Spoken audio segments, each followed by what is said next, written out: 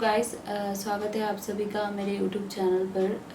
तो मैं आज ले आई हूँ कॉन्जेनिटल एनोमलीज टॉपिक के ऊपर बच्चे की बात करने के लिए, जिसमें मैं बेबी बॉय की जो एक कॉमन प्रॉब्लम होती है, जो कि हम लोग पेरेंट्स होकर न्यू पेरेंट्स होते हैं तो हम लोगों को समझ में नहीं आता है। तो इसीलिए आप क्या कर सकते हैं कि आप वीडियो को लास्ट तक देखिए। मैं आप लोगों को बताऊंगी कि न्यूबॉर्न बेबी को क्या क्या प्रॉब्लम हो सकता है और मेरी आपको क्या क्या प्रॉब्लम हो सकता है, आप देखिए। तो चलिए ज़्यादा देरी ना करके वीडियो स्टार्ट करते हैं।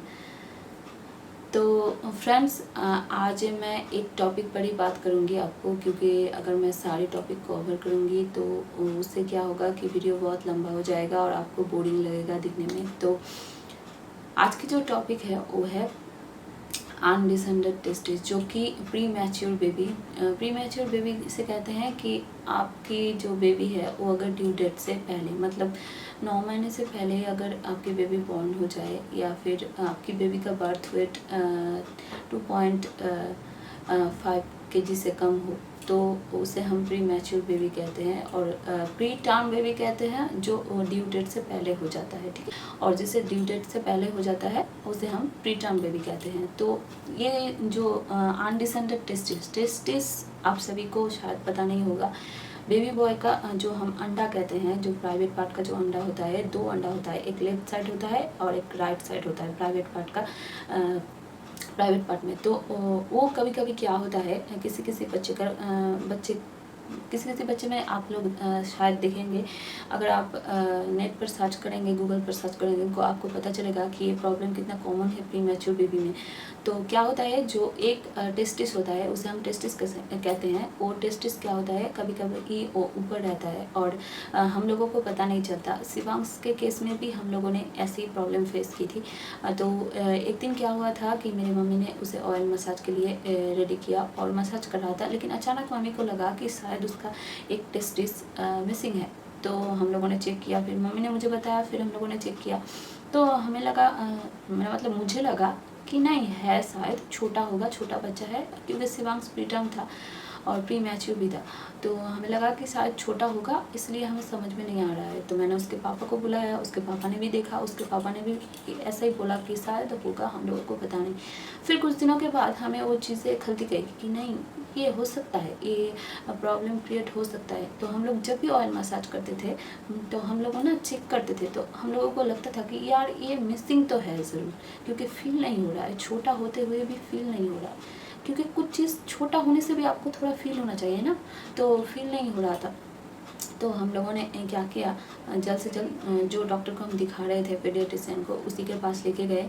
तो उसको जाके हमने बोला कि सर ऐसा ऐसा है, हम लोगों को ऐसा प्रॉब्लम फेस हो रहा है, तो आप प्लीज़ चेक करके बताइए हम लोग गलत हैं या सही है।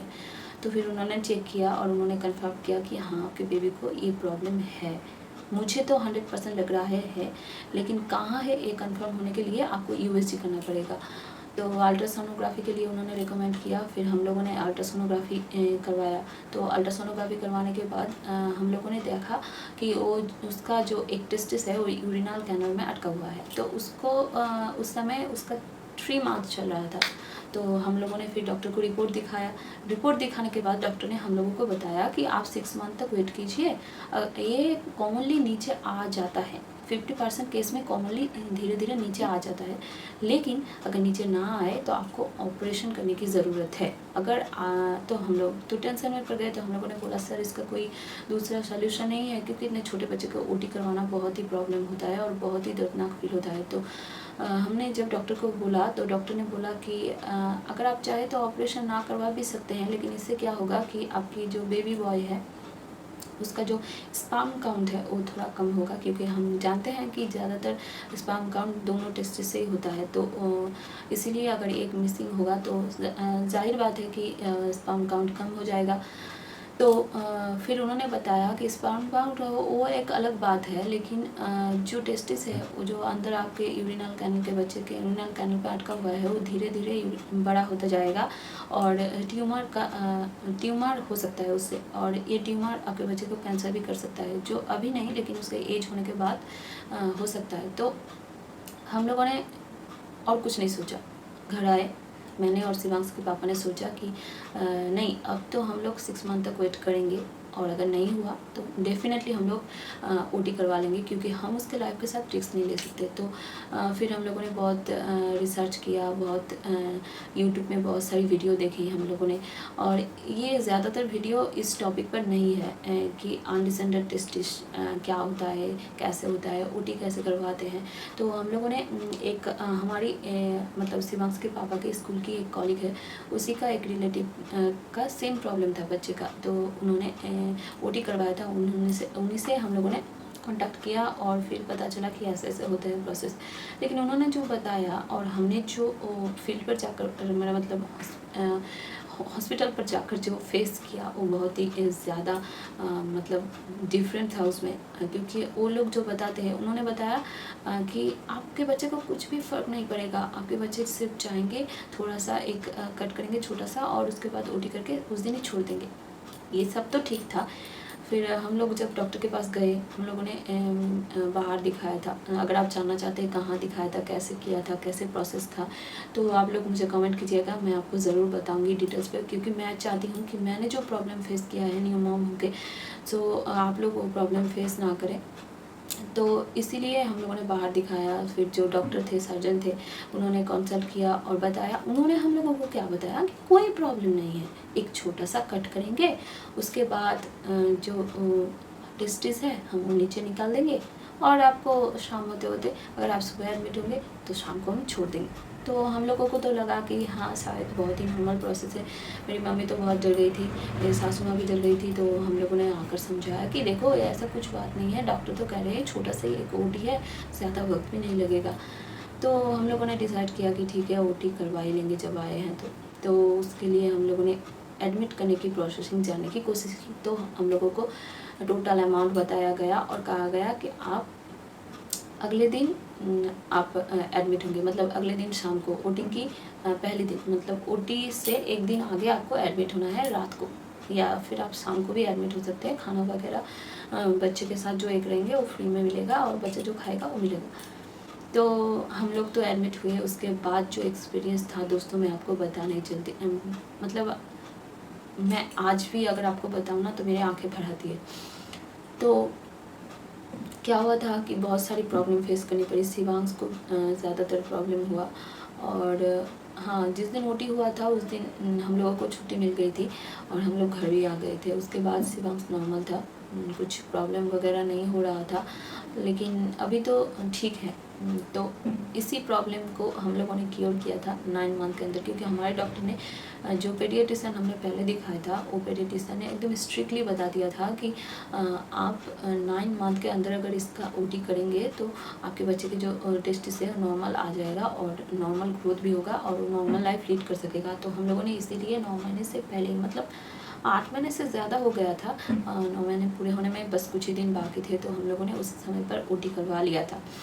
तो ऐसा ही था दोस्तों। तो आप ये मेरी स्टोरी थी। मैं आपको ये स्टोरी इसलिए बता रही हूँ कि आप लोग भी अगर अपना बच्चा, आपका अगर न्यूबॉर्न बेबी प्री मैच्योर है या प्री टर्म है, तो उसी को ही ये प्रॉब्लम हो, ये मतलब फिक्स नहीं है। आपकी जो बेबी है, मतलब वो हेल्दी होने से भी आप, मेरी तरफ से ये आपको रिक्वेस्ट है कि आप चेक कीजिए, आपके बच्चे को ऑब्जर्व कीजिए, आपके बच्चे को देखिए क्या क्या प्रॉब्लम होता है। ये तो एक कॉन्जेनिटल एनोमलीज है जो बच्चे को प्रॉब्लम होती है, ज़्यादातर प्री टर्म बेबी को या प्री मैच्योर बेबी को। तो आप ऑयल मसाज करने के वक्त आप बेबी का जो प्राइवेट पार्ट है आप उसे चेक कीजिए, और देखिए कि क्या आपको फील हो रहा है, दो नॉर्मल है या सब कुछ ठीक है।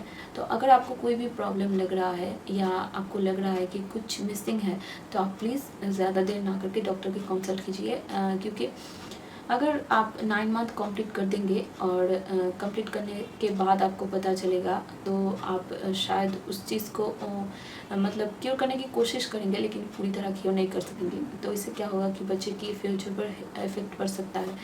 और जहाँ पर मैंने इसका ओटी करवाया था शिवांश का, वहाँ पर ऐसी केसेस ज़्यादातर बच्चे की होती है, और बहुत बड़े-बड़े बच्चे भी आए थे वहाँ पर इसी केस के लिए, क्योंकि मम्मी और पापा ने उन लोगों को ठीक तरह से ऑब्ज़र्व नहीं किया था। बहुत बड़े होने के बाद मतलब 1 साल कंप्लीट कर देने के बाद, कुछ बच्चे तो 3 साल 4 साल के बाद आए थे, क्योंकि उनको उस समय पता चला था। तो डॉक्टर ने ओटी तो करवा दिया, पकड़ एकदम क्लियरली बता दिया उन लोगों को कि आपका ये प्रॉब्लम अभी फ्यूचर में हमेशा रहेगा, क्योंकि ये चीज़ क्योर नहीं हो सकती, क्योंकि उसका टाइम क्रॉस हो गया है। तो इसीलिए मैं आप लोगों से रिक्वेस्ट कर रही हूँ दोस्तों कि आप लोग छोटा बच्चा मतलब 6 मंथ तक अपने बेबी को अच्छी तरह से ऑब्जर्व कीजिए। कोई भी अगर आपको प्रॉब्लम दिखाई दे, कोई भी, मेरा मतलब मैं बेबी बॉय की इसलिए बोल रही हूँ क्योंकि मुझे बेबी बॉय है और शिवांश को ये प्रॉब्लम था, इसीलिए मैं आप लोगों को ये बात बोल रही हूँ। अगर आपकी बेबी गर्ल है, मतलब आपके बच्चे को, बेबी बॉय हो या गर्ल हो, जो भी हो, आप अपने बच्चे को 6 मंथ तक प्लीज़ ज़्यादा से ज़्यादा क्लोजली ऑब्जर्व कीजिए और ज़्यादा से ज़्यादा टाइम अपने बच्चे के साथ स्पेंड कीजिए। इससे क्या होगा, एक तो आपके बच्चे के साथ बॉन्डिंग अच्छी होगी और आप अपने बच्चे को अच्छी तरह से ऑब्जर्व कर सकेंगे। तो आज के लिए बस इतना ही दोस्तों। आई होप आपकी वीडियो अच्छा लगेगा। अगर आपको वीडियो अच्छा लगे तो प्लीज़ मेरे चैनल को सब्सक्राइब कर दीजिएगा। मैं ज़्यादातर वीडियो बेबी के ऊपर बनाती हूँ, मैं अपने एक्सपीरियंस के ऊपर बनाती हूँ। तो बस आज के लिए इतना ही दोस्तों। Thank you for watching my video.